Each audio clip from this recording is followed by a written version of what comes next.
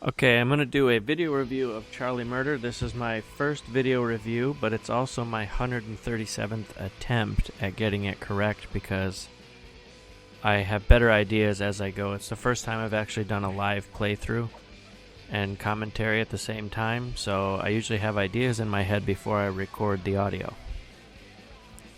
So we have 5 playable characters here. There's Kelly, Charlie, Lester, Tommy, and Rex. And there's also alternate versions of them that you can unlock in the game. So we will just use, let's use Charlie. Frostwraith Charlie. The game starts out and you have to battle your way through hell.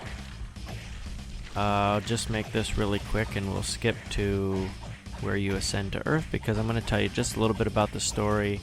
And then we'll go into some inventory management and stuff like that and some of the gameplay. And then I'll just give you my thoughts on it. So after we've beaten them and we start ascending into back to Earth, we're going towards the light right now, as they say.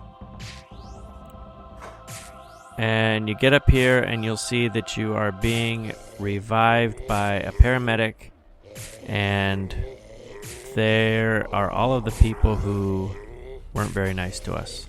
These guys kicked our asses, barely lived through it, and we're going to spend the rest of the game trying to get revenge on them, I suppose. Gameplay is pretty basic here. I'll just start with the basic gameplay. X is your regular attack, Y is your power attack. You can see it knocks them down. And then obviously you can mash these, but there's also a good deal of I had to concentrate for that one. That's why I had to quit talking there. But there's a good deal of advantage to learning the combos so that you're not just mashing buttons. You can get by mashing buttons, but obviously that's not going to work when you get later in the game. So that's it for the basic moves. You can see the game is pretty good at telling you what you need to do. For example, B to grab somebody, Y to throw them. That's a pretty good skill. It's good to know because you can just pick these guys up and you walk them over here and you can throw them into someone else, or you pick them up and throw them into the thing. It kills them pretty quickly.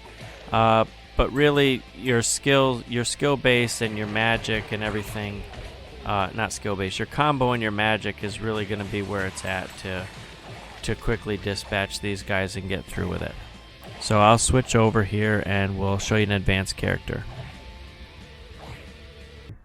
Okay, so here is an advanced character. This is regular Charlie. He's level 21. I'll give you just a quick overview of how your inventory works. If you hit the back button here, you can see I have this is actually my food.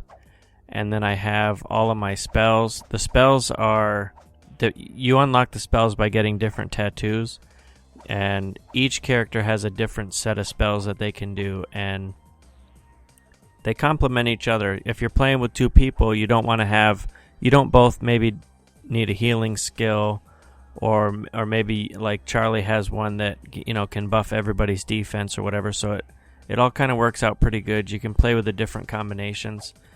The other thing you can play with combinations on is you have these relics that boost your stats, 10% attack, 5% leech, rare loot, or regen, no drunkenness, you name it, it's all right there. So those things can actually work out pretty good. It's pretty cool because I really like this because you can mix and match things, and it just really works out if you're having trouble. You have options to help make it easier. The other thing we're going to look at is in your phone. As you can see here, I'm leveled up to level 21. These are my stats, and then these are my skills that I've picked. After I've leveled up, I'm going to get 5 points to put in each of these, but if I go here to my inventory, I can eat, see, this one gives me 10% anarchy, so if I drink this, you'll notice that my anarchy is now 204%. That should have actually gone up.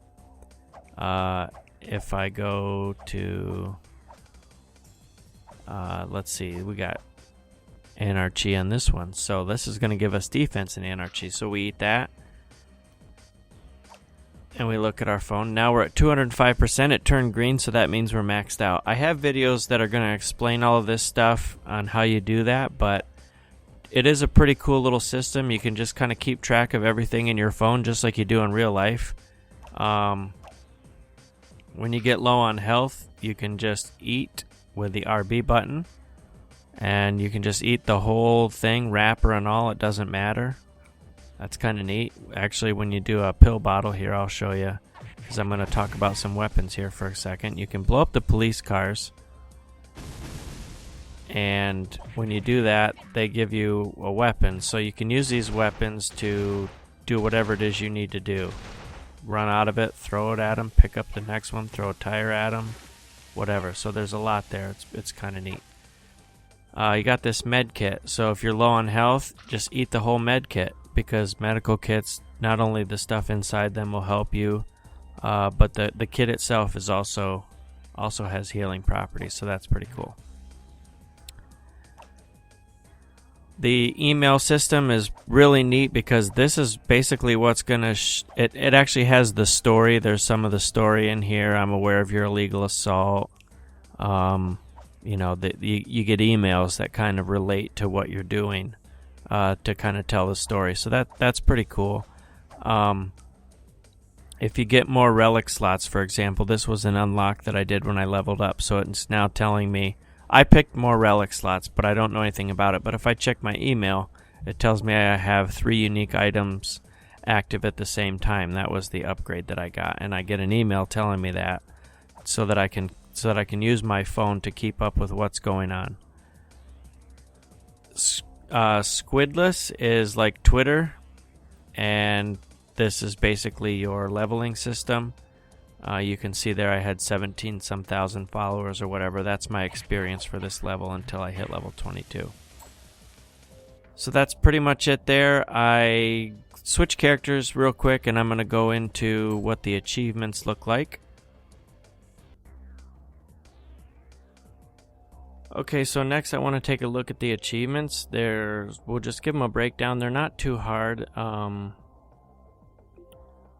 And here they are. I happen to have 25 of 30 unlocked right now. There is 5 skill-based achievements for the 5 characters. So those are like rob 7 enemies of their soul. That's what Lester does.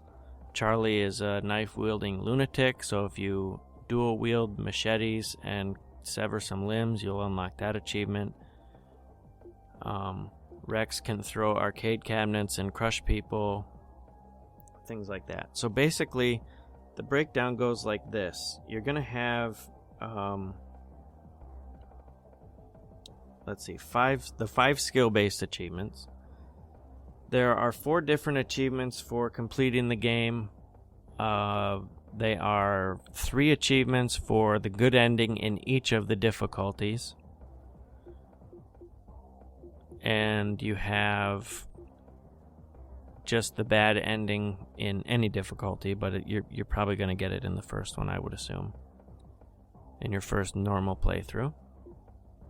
And then you have, there's 10 achievements for just defeating bosses, like I removed a stain, the Lady in Tatters, or, you know, any of these here, Gory Mound. Those are all for just basically, you can't miss these, because you're going to encounter these bosses as you go through the game. So pretty much you can count on 10 gimme achievements that you're going to get. That's a third of the total achievements, so it's not too hard. Then you have 9 achievements for doing in-game related tasks, such as poison, burn, melt, shock, explode, and shatter your foes, or resuscitate a down bandmate, or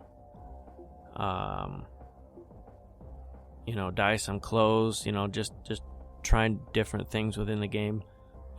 I would say half of these you're gonna accumulate through normal playing as well, because like a resuscitate a down bandmate, that's kind of a given. If somebody goes down, you're obviously gonna revive them, hopefully, unless you're a real dick. Otherwise, crafting a beer, you're going to see that brewery and you're going to want to try it. So that one's going to pop.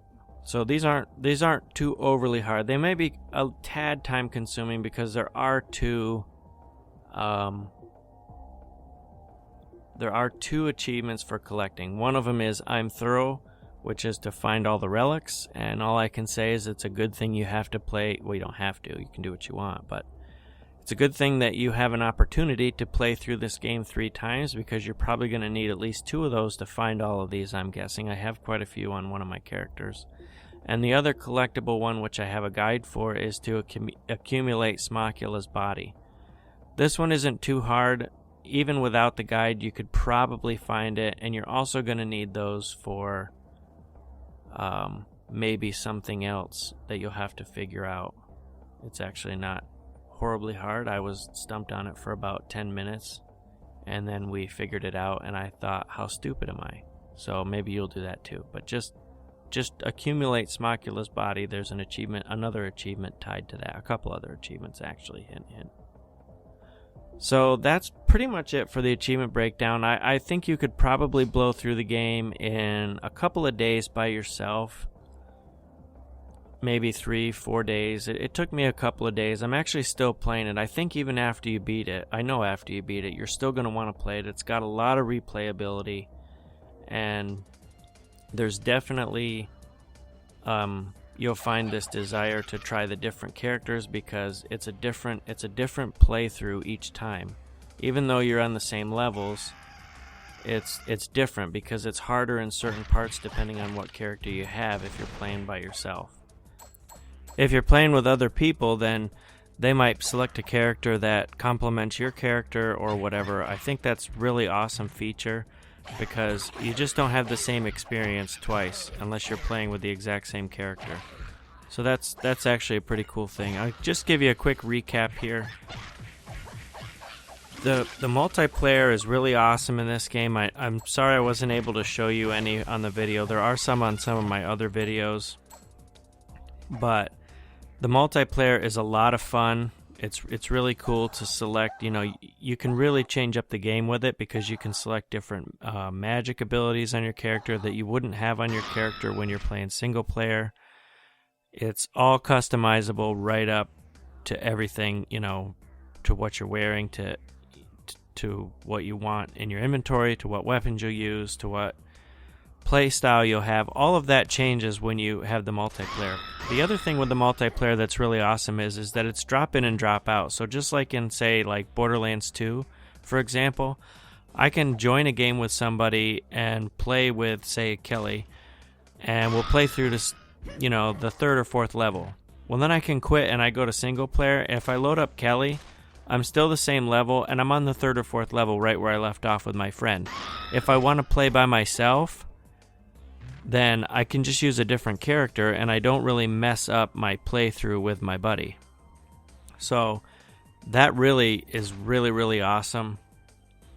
This game comes out on August 14th. It's for $10. I think it's definitely worth it. You'll get a lot of play out of this game. I can see myself playing it to death. So hopefully you guys go out and get it, and if you do, send me a message and maybe we can hop in a game together. So if you enjoyed the video, please leave a comment. Anything you have to say about it, I guess, for that matter. If you have questions, I'll do my best to answer them, and thanks for watching.